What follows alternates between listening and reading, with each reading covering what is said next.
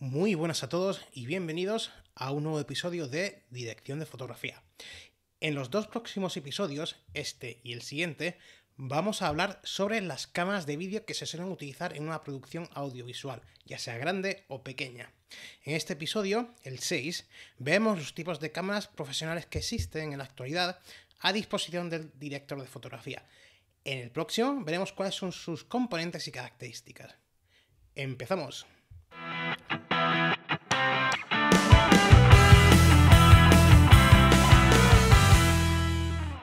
La primera clasificación que vamos a ver es la que está basada en la distinción entre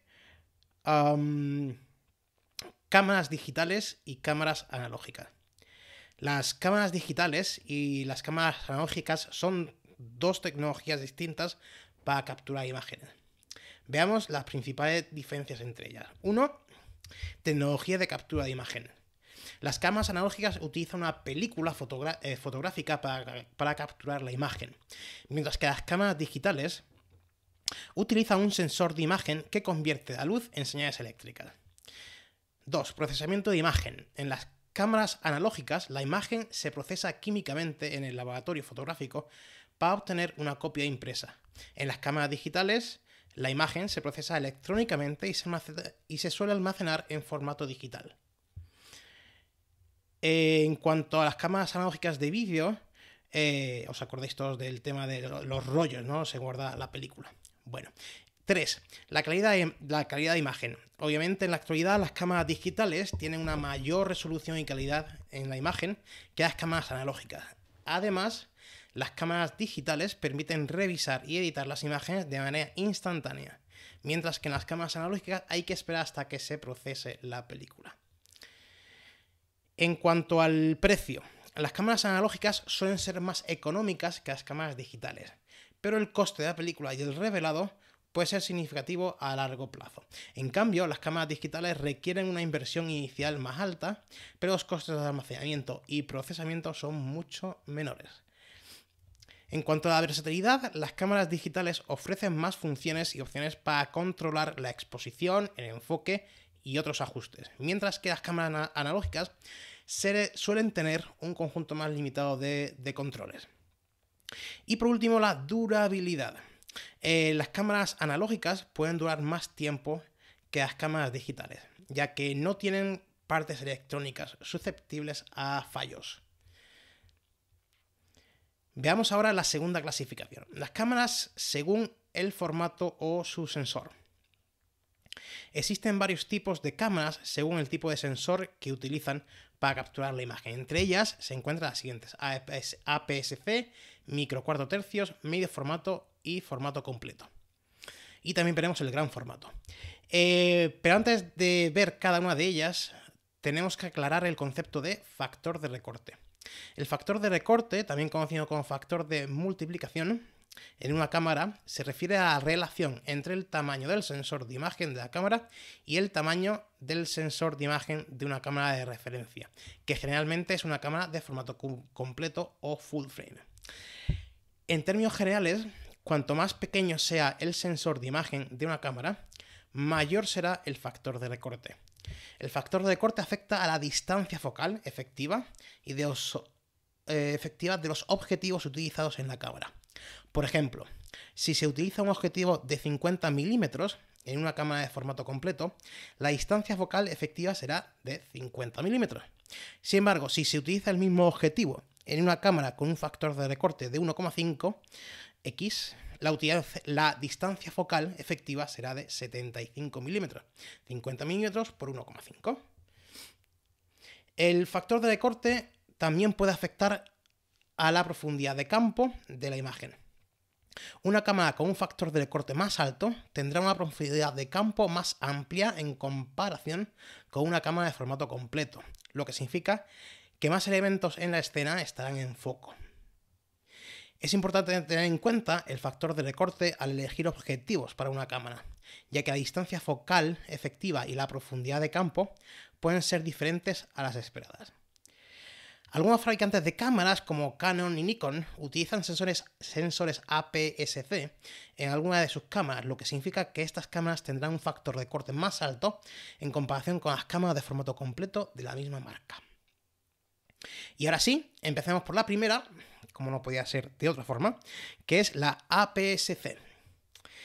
En fotografía digital, APS-C, o en inglés, por sus siglas en inglés, Advanced Photo System Type C, sistema avanzado de fotografía tipo C o clásica, hace referencia a un formato de sensor de imagen que tiene unas dimensiones aproximadamente iguales a las de un formato homónimo de negativo fotográfico, el ahora obsoleto APS, con una media del negativo de 25,1 por 16,7, que da un factor de forma basado en la altura con una proporción de 3:2, que es el clásico en la fotografía de 35 milímetros.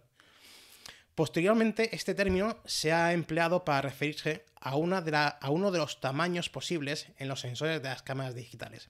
En realidad, se trata de un nombre comercial, ya que los tamaños de los formatos digitales APS-C y APS-H son solo parcialmente parecidos a los del mismo nombre en formato sobre soporte de película.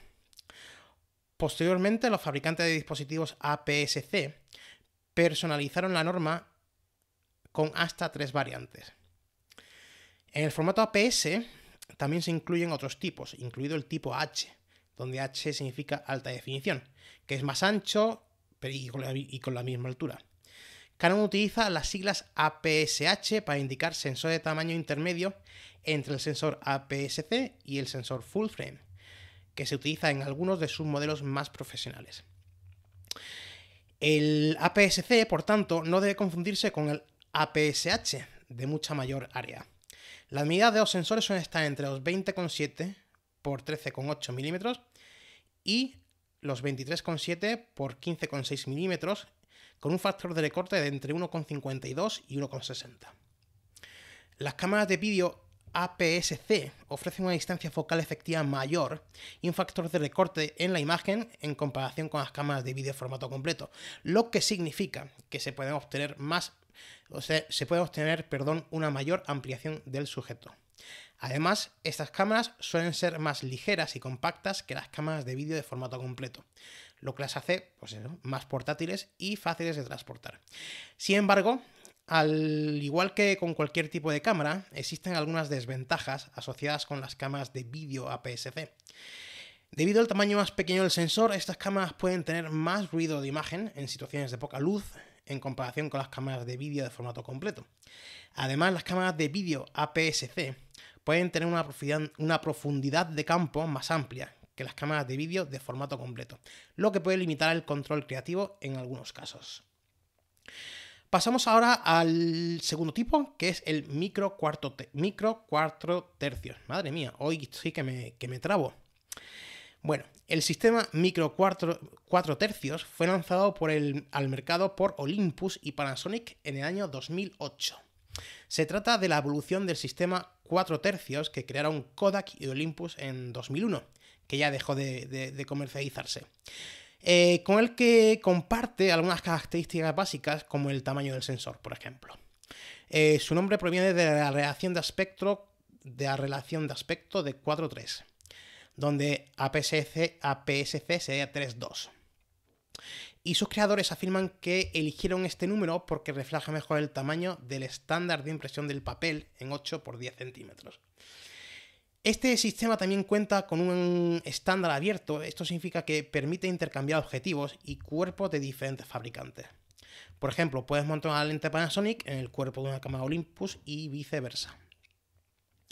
Una de las principales características del sistema micro 4 tercios es que, a diferencia de los 4 tercios y de las cámaras reflex, estas no incorporan un espejo.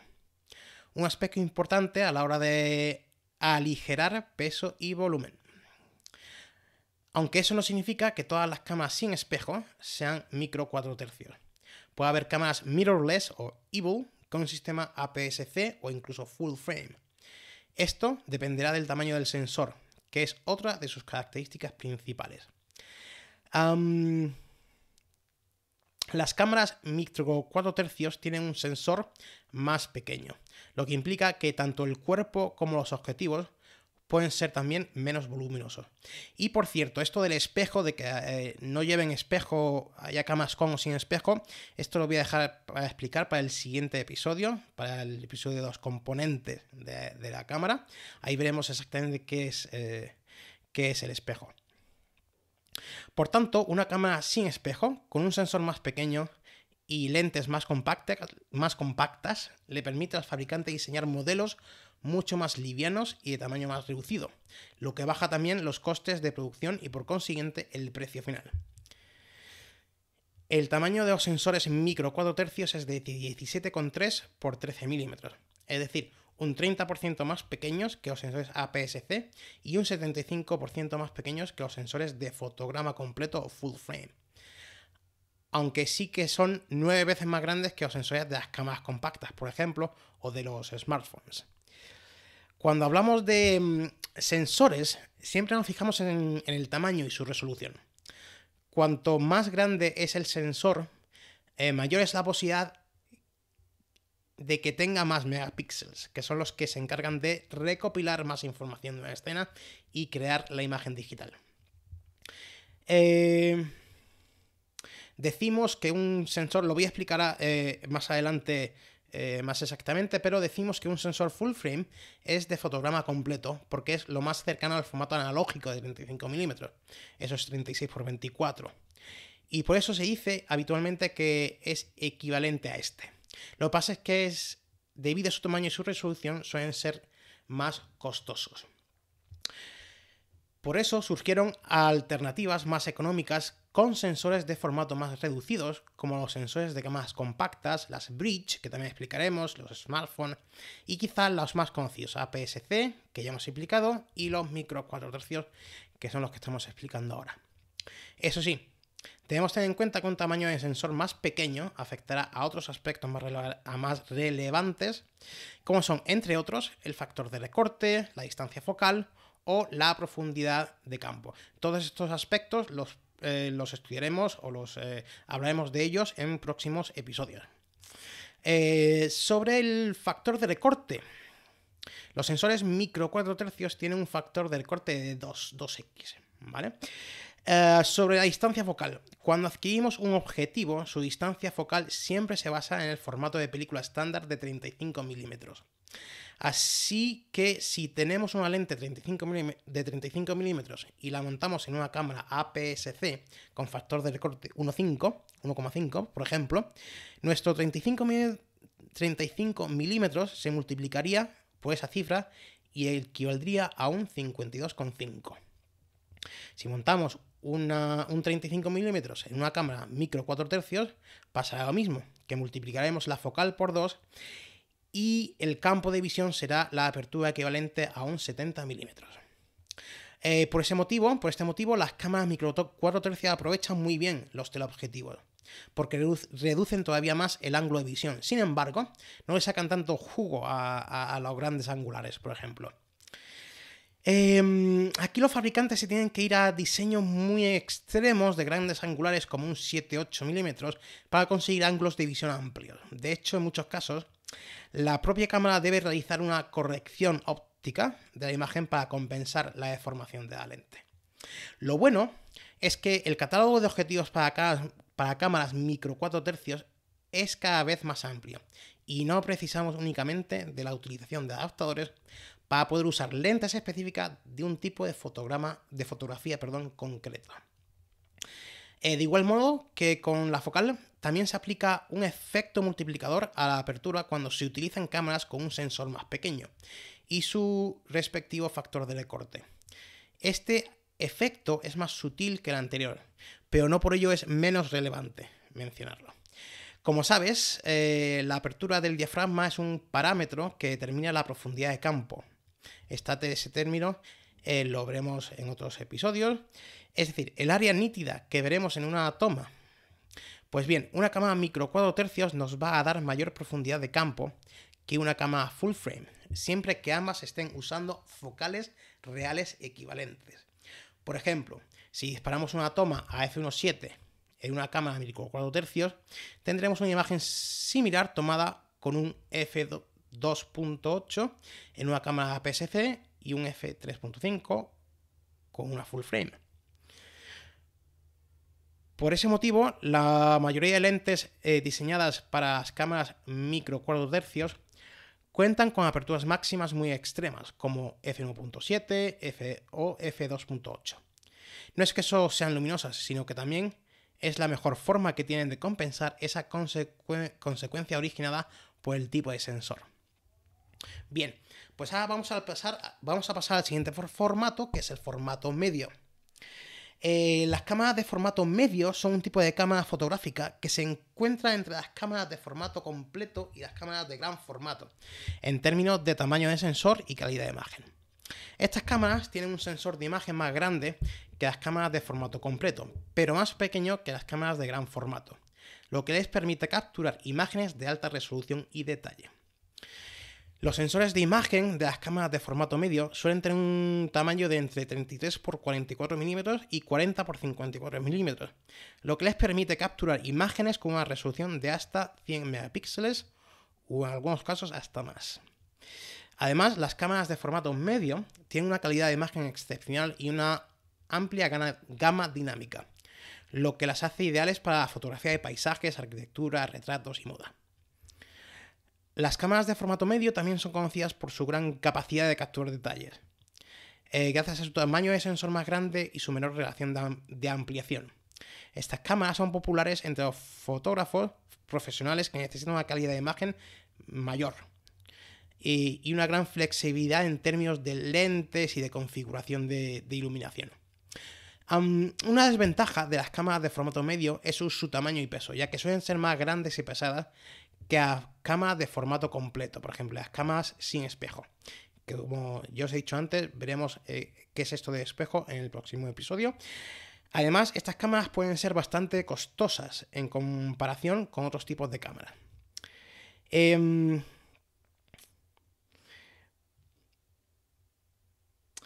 Vamos al siguiente tipo, que es el formato completo o full frame en inglés.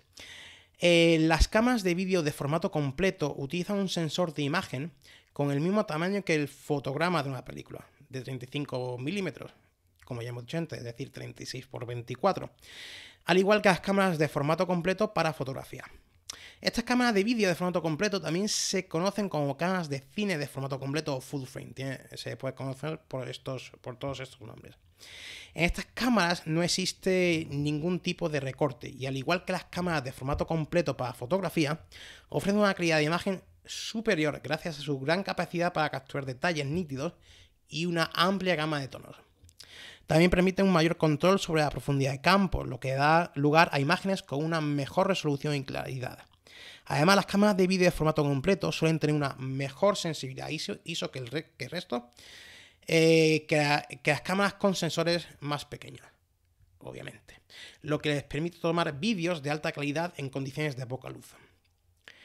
Las cámaras de vídeo de formato completo son populares entre los cineastas, vamos a llamarlos cineastas profesionales, y también aficionados, por supuesto, que buscan una calidad de imagen muy superior y un mayor control creativo de la producción.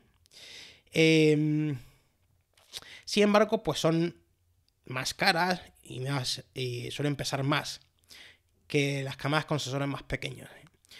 Y a menudo, digamos que requieren objetivos específicos para aprovechar todo ese potencial. Pasamos ahora al quinto tipo de cámara que quería comentar hoy, que es las cámaras bridge. Una cámara bridge o cámara compacta avanzada, también se llama así, es una cámara digital con funciones orientadas al aficionado avanzado, podríamos decir, que te permite un mayor control sobre la obtención de la imagen que aquellas cámaras que realmente son compactas, ¿no? Las que conocemos tradicionalmente como compactas. En el sentido de mayores modos manuales, control de formato RAW en algunos modelos, por ejemplo, de este tipo de cosas.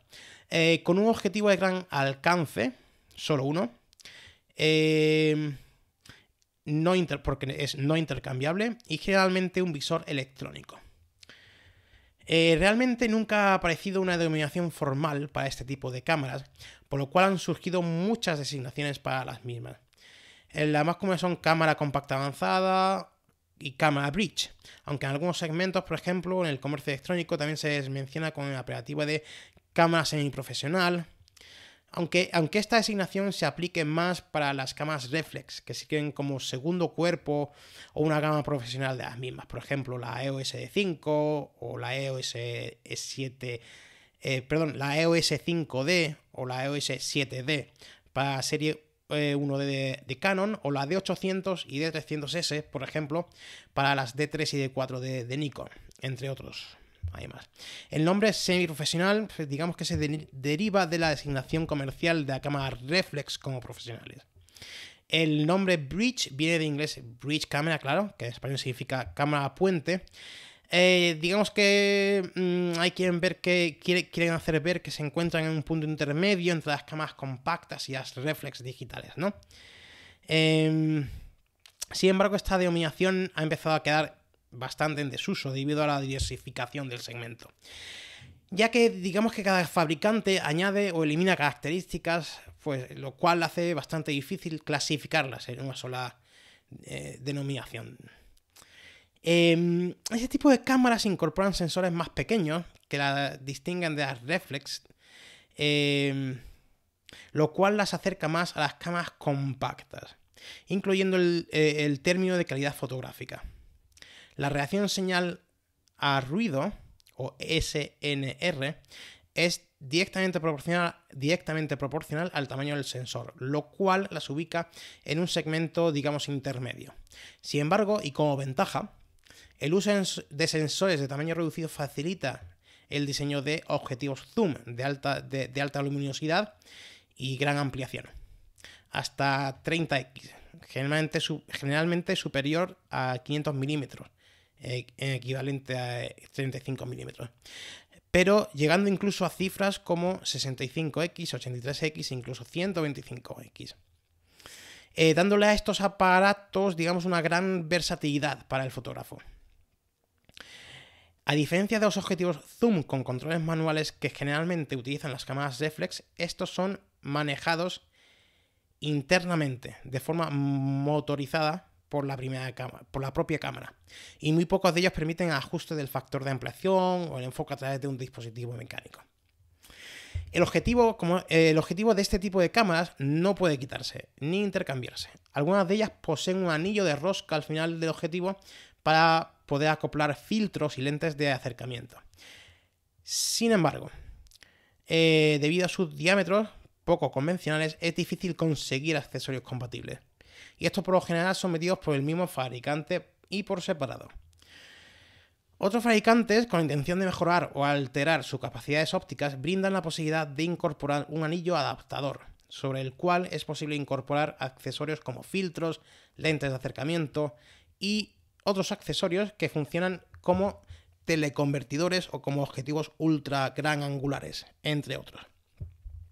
Fabricantes como Nikon y Panasonic han reducido su oferta de compactas avanzadas de gama alta, prefiriendo centrarse en gama baja de sus cámaras reflex dirigidas hacia aficionados, con controles que facilitan el uso, ayudas integradas en los menús y mayor variedad de programas en sus modos automáticos. Además, en los últimos años ha aparecido una nueva categoría de cámaras digitales intermedia entre las compactas de zoom largo y las reflex, que son las cámaras sin espejos de objetivos intercambiables. Estas cámaras poseen un visor electrónico, carecen de espejos, un tamaño de espejo reflex, un tamaño muy reducido, y a diferencia de sus hermanas del segmento inferior, permiten el intercambio de objetivos. Además, algunos fabricantes han incluso incorporado un sensor de tamaño APS-C, permitiendo una relación señal a ruido mayor, lo cual influye directamente sobre una mejor calidad de imagen. Ahora vamos a las cámaras de gran formato, que creo que es el último tipo de cámara dentro de esta clasificación.